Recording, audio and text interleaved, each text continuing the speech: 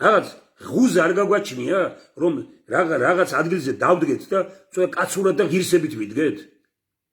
ფულს დავსდებთ? გვიყიდა ბიზნაევიანიშვილმა? ასე იყიდებით და ასე ადვილად?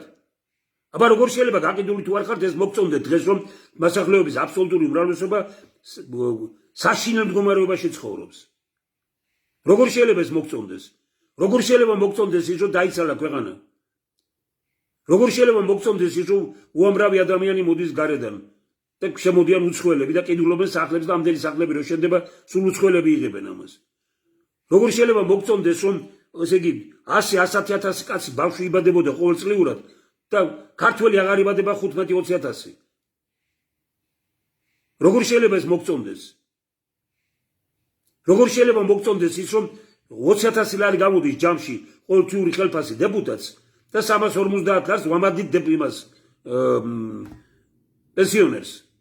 როგორ შეიძლება მოგწონდეს ის რომ ამ ქვეყანაში სადაც 2 მილიონი ნახევარი აღარ დავჭით 800,000 კაცი შემწეობას იღებდეს მათხოვრულ 200-300 ლარს რომ ერთხმა მოგცეს? როგორ შეიძლება ეს მოგწონდეს? ასეთი უთამოყვარეები ვართ რომ ეს მოგწონს? ვინმე ხوار გეუბნება